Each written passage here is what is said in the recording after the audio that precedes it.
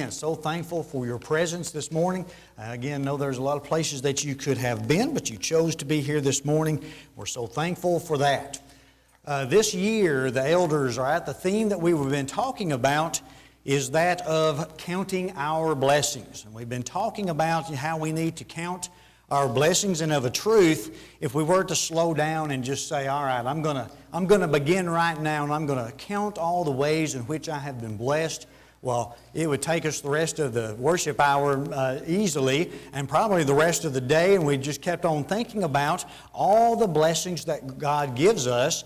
But what we've been talking about, and again, kind of through some of the lessons, of course, we can't make them all, I guess. We still got to have other lessons in there as well. But we've kind of looked at the idea of a family, right? How a blessing it is to have a family, and how we can all be together. And the idea of a few Sundays back, we were even looking at the idea that the blessing of being able to go and visit each other, right? It's a blessing for those individuals, for those who have been kind of confined to their house. It's good for us to be able to go and visit with them. It's a blessing to them to see their family from church to come and help them maybe do some things. But what you find is it's really a blessing to you as well, because you have been able to go and help someone like that. This morning, let's kind of think about what a blessing it is to have godly role models. You know, that's a great blessing. When we stop and kind of think about that this morning, those individuals who have shaped us through our lives. And we're going to kind of look at that this morning, and the idea of what a role model is. You know, I was thinking about that, and I guess I'm just, I don't know, when I go to teach on something like that, I think, all right, well, I think I know what a role model is, but really, what is a role model? What are they doing? And the idea there being that someone is fulfilling a role, might be something, you know, could be anything, and then I choose to model myself after that individual. So what we find is it might be our parents that are our role models. We say, well, you know, I can remember how mom and dad did certain things, and I want to follow along in their footsteps. I want to do it like mom and dad did. Or maybe, you know, we might be here and it may be grandparents. Both my grandfathers had a great impact on me in my life, and often a lot of things that I do is simply because that's the way they did it, right? They have such an impact on our lives. What we find then, again, it could be other relatives, it could be neighbors, it could be the friends that we have that have an impact, it might be work colleagues, it might be that we work with some individual and we say, you know what, I really like the way they did things. They started out maybe in the same position that I was in, and I saw how they kind of worked themselves through and the directions that they took, and here they are in a position that, you know, maybe I would like to see myself in one day, and because of that, I model myself after that individual. And you know, we look at all the great role models that we have, and that's what's so great about that, is that it could be other individuals. Again, just using myself as an example, I think about certain preachers that I admire, and I think I like the way they do that, and I model myself after that. But there may be men that are good fathers, and I say, well, you know, I want to model myself after that man because he's a good father, and I want to kind of do the same thing that he's doing, you see?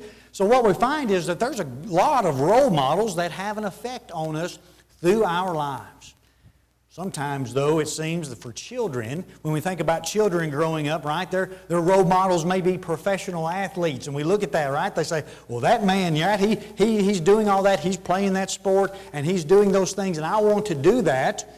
We just had the Winter Olympics, and it might be that you're a fan of the Olympics, and you say, you know what, I strive, right, as a child, you may be like, well, I want to strive to compete like that. So what we do then is we begin to model ourselves after that athlete and say, look, this is what they do, right? This is their regimen in the morning, and this is their exercise routine. And what we find is they are beginning to shape our lives. We have to understand this morning how impressionable children are. And that's kind of what we want to lean on this morning in the lesson, is the idea of these godly role models, but really how they affected us as children. And we have to find out what exactly all the effects are, and then who we may be affecting even in our lives today. So let's kind of look at this this morning, and we have to realize the impact of others. All right, that's important. We've got to realize that there's impacts that happen in our lives, right? Certain things that impact us. I was thinking about that the other day. We kind of coined the phrase, the defining moment in our life, right? This defining moment. It's going to define us for who we are and what we do. But oftentimes we find that. Unfortunately, as I was putting this lesson together, we like to think about, and I think we have many teachers in our assembly thinking about the idea of a good teacher that would really push us, right? David and I were talking about that before services. I don't mean to call you out there, David, on that, but he's talking about the push, right, to become a teacher. And that idea that someone pushes you outside of your comfort level and they say, look, you need to do this, and that may have a great impact on us, but really, unfortunately, sometimes a great impact may be given because of pain, right, or circumstances like that that are not as pleasant to talk about. When we read about Joseph in the Bible, and again, he was not a perfect man, but we don't really have any recordings of him doing anything wrong. But when we read about Joseph there beginning in Genesis 37 and following, I wonder what kind of impact his life was in the fact that his dad, again, Jacob or Israel, giving him that coat there, kind of showing that he was the favorite child, that he was born of Rachel, right? He really loved Rachel, and that he was the firstborn of her, and he was a child of his late, he was an older man and had Joseph. And the idea there that he showed favoritism by giving him that, but I wonder how that shaped Joseph's life. Again, this is speculation. I can't give you a book, chapter, verse for how that was. But the idea that we do know from the Scripture that there was animosity between his brothers and him. They were jealous of Joseph. They didn't like Joseph. In fact, they were about ready to kill him, but then they decided to go ahead and sell him off into slavery. But I wonder how his life, right, those situations, maybe there was some pain in Joseph's life to the idea that he was able to lean heavily upon God. We read about Joseph that he had that great relationship with God and that he leaned on Him, that he was always trying to do that which was right. He was trying to do what God commanded him to do no matter what the situation was. Maybe that had an impact on his life. Again, being sold into slavery by his brothers, the anger that they had toward him. You think about David, right? We've been reading about him on Wednesday night class. The idea that Saul, right, he's Saul's son-in-law, that his best friend is the king's son. And then David, the anger that Saul has toward him. I wonder how that, we're reading about that on Wednesday nights, right? If you're here, all that running around, hiding in caves, doing all that stuff, I wonder how that shaped David in his life. I wonder how that was a defining moment, running from Saul, and the idea that he's hiding out in these caves and he's trying to decide what he's going to do in the future. Wonder how that defined him as a king. Wonder what kind of, that when he would go to make a decision regarding certain things later on in life, how much that made an impact on him.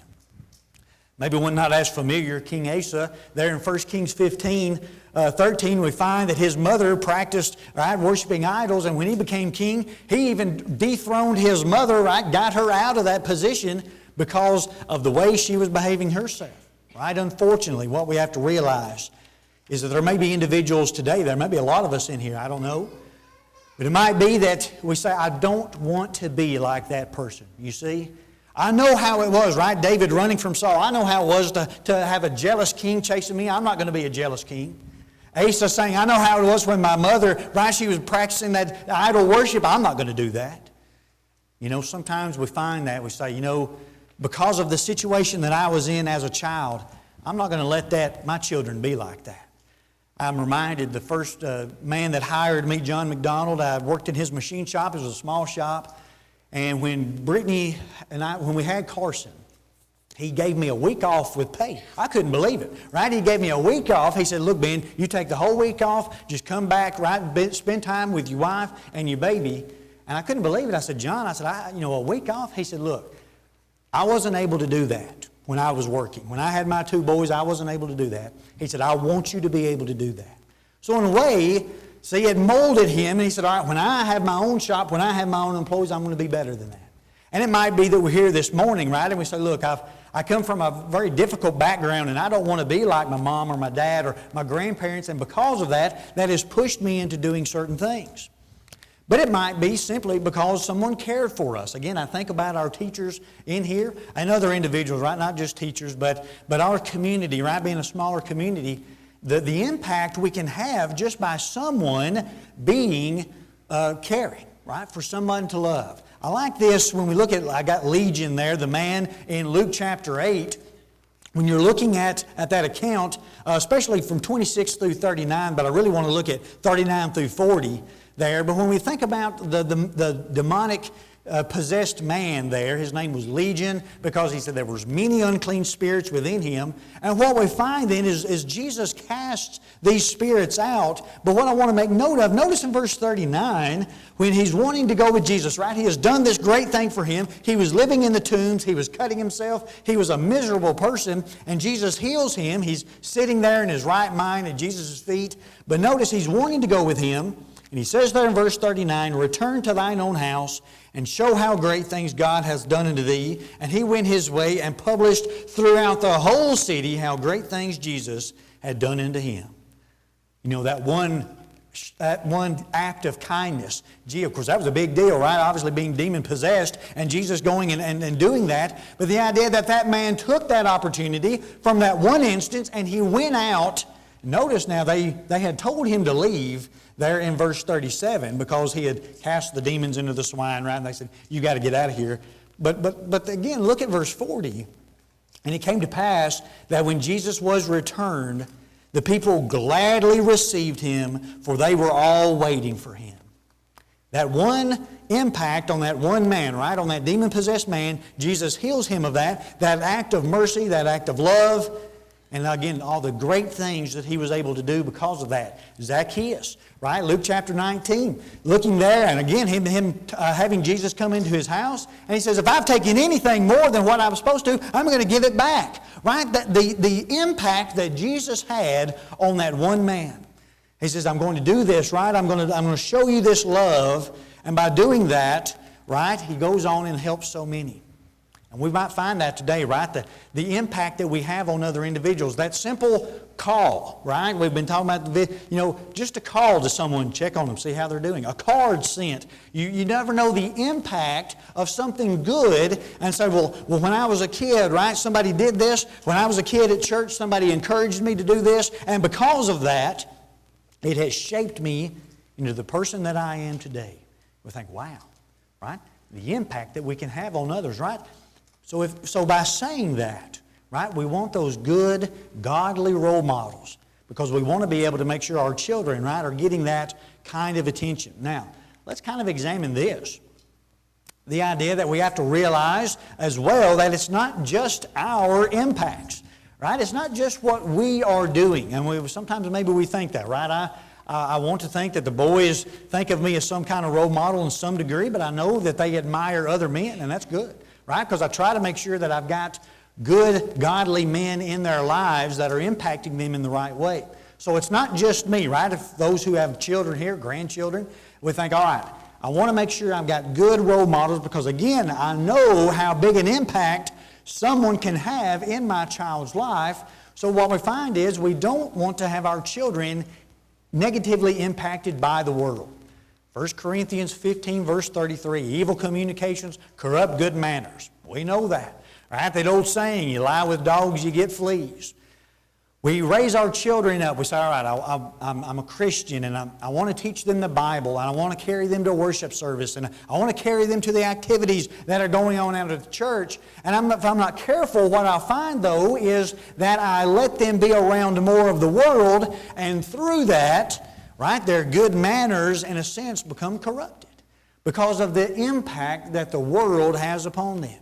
And if we're not careful as we're here this morning, what we'll find is they'll say, well, what happened, right? What happened to my child? What happened to my, I thought I was doing everything right, and sometimes we do, but the world, we have to realize the world has a heavy impact on our children.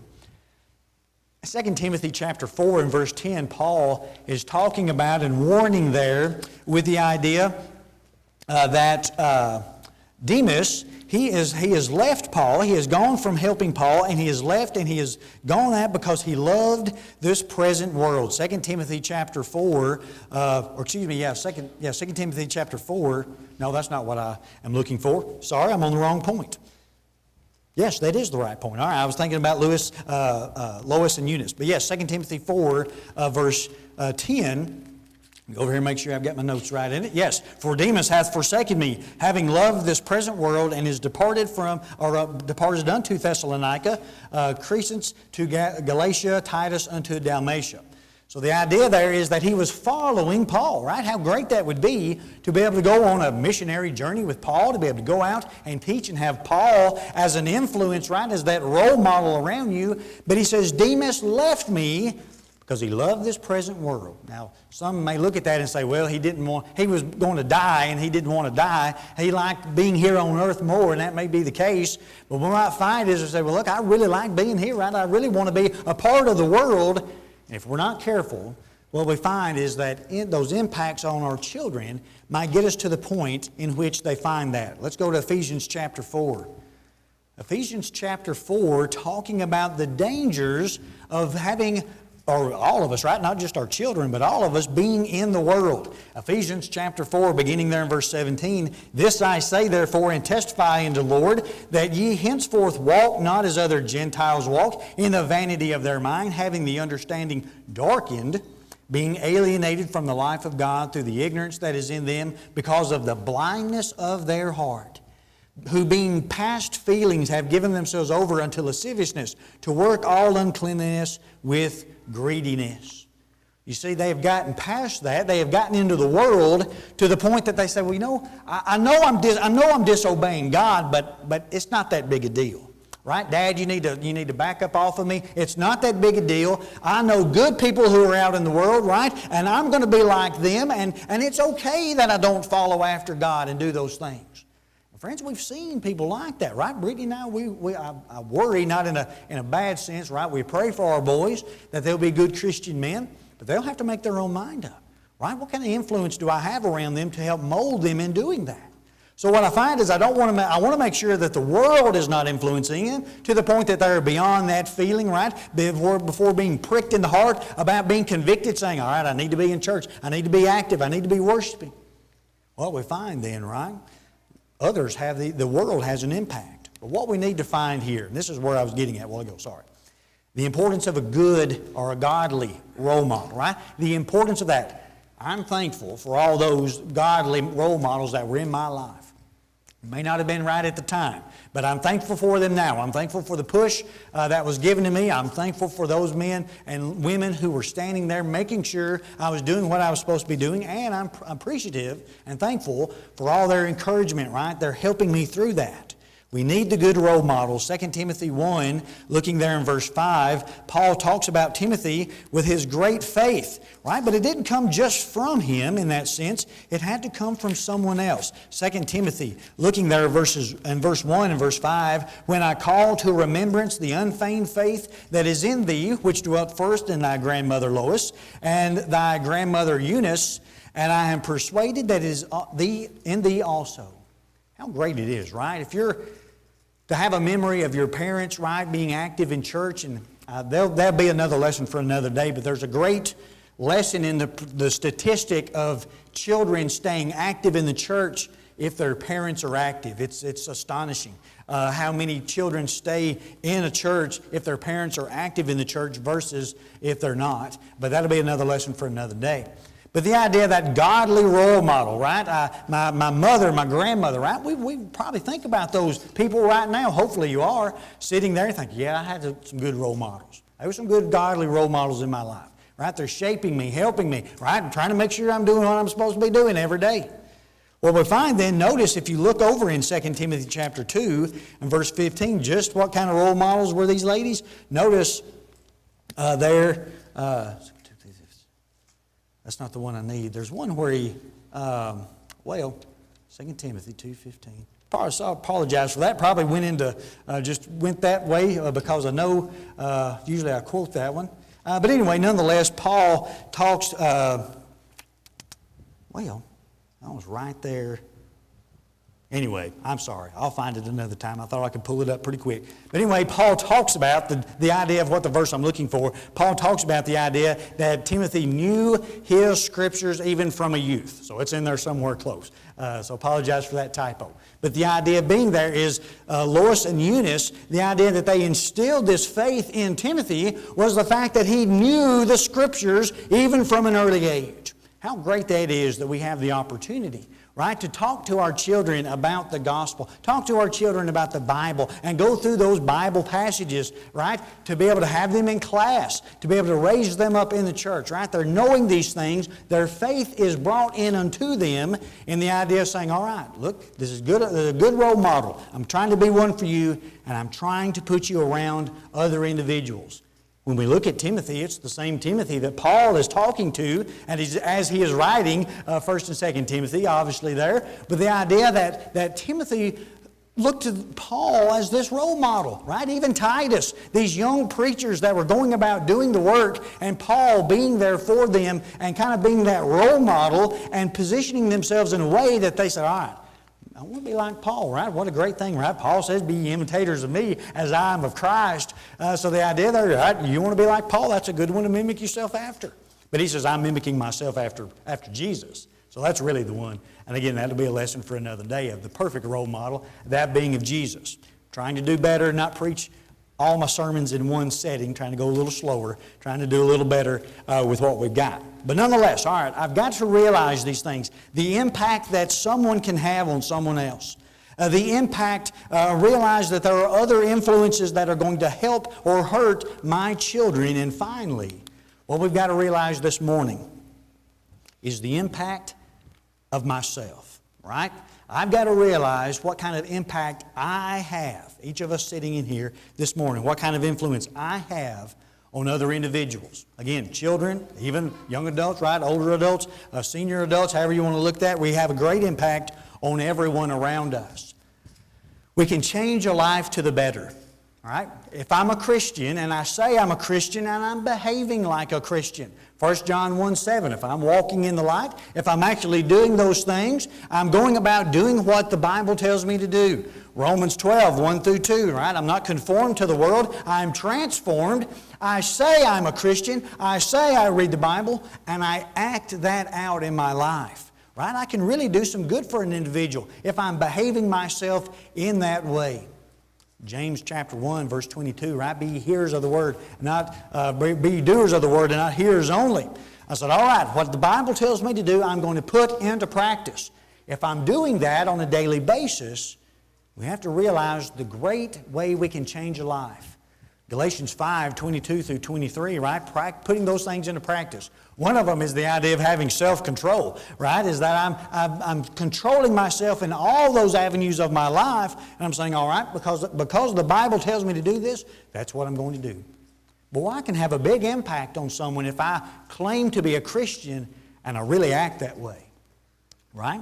A great impact on individuals, right? They see the way I handle things. They say, look, I want what they have because I've seen those individuals. They're happy, right? They're easygoing on these things.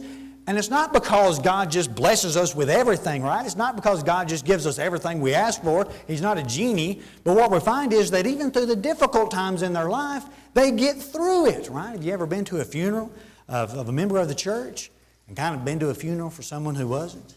It's a little different outlook on life, isn't it? It's a little harder to get through some of those than it is others. We said, that's what I want. I want to be a Christian like that individual. When they face these things, that's how they act. Right? We can have a great impact to help someone to become a Christian. But we can also we can change a life for the worse, right? We can have a negative impact.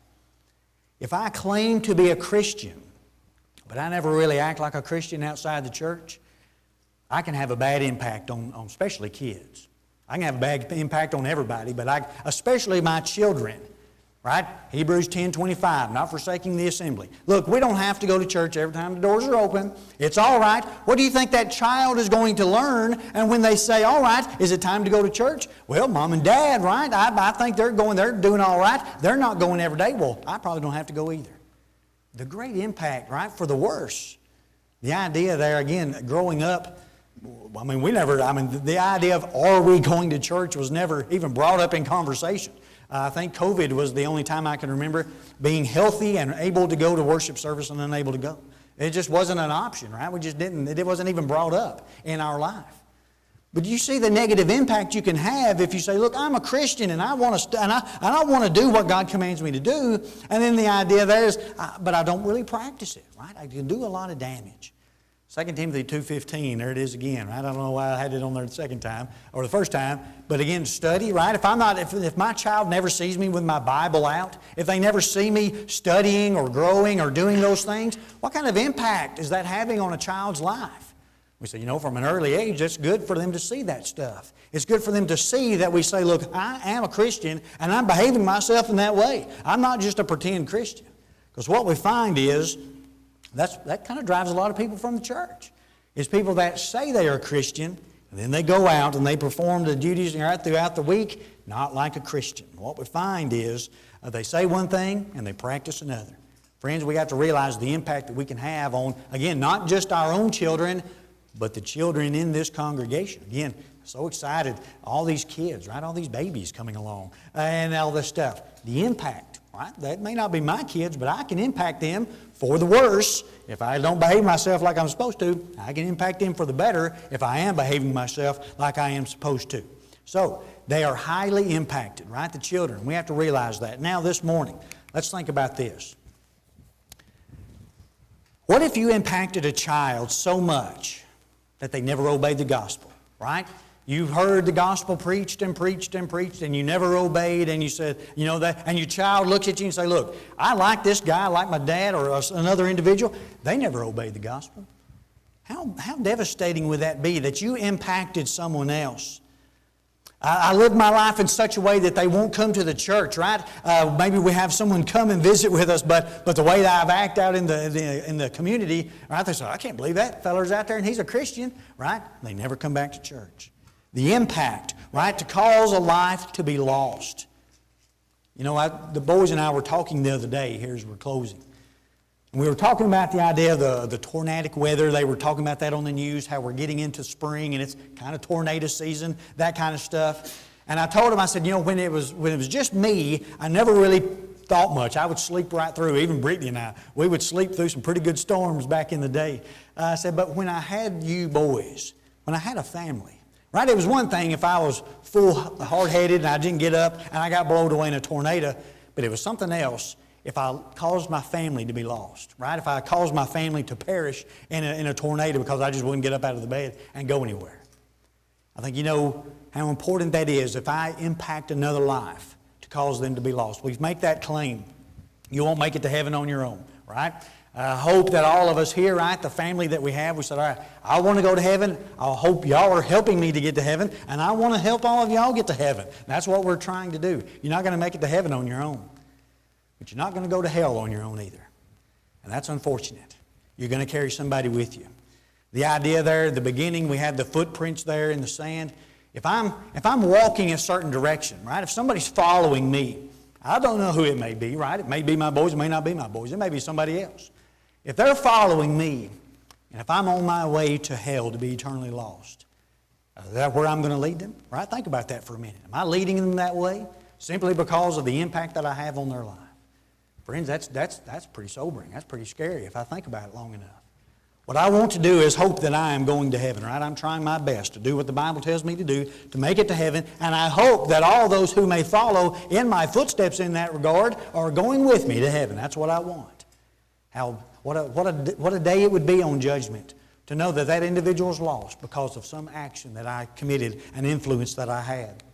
This morning we have to realize the gospel call, right, to be a Christian. Maybe you're here this morning and you say, Ben, I need to be a better example. I know what I need to do. I need to be better. I need to be a Christian. I want to make sure that my children, right, those around me, surrounding me, know what to do. And I want to lead by example. We follow the gospel. Hear, believe, repent, confess, and are baptized. Right? Washing away our sins and putting on that new man and becoming that new creature. And now, right, we say, all right, now I'm ready to go live for Christ and follow me, right, because of what I've done. But we've got to remain faithful. It might be that we're here this morning and we say, I've obeyed the gospel, but really you can't tell much difference in my life.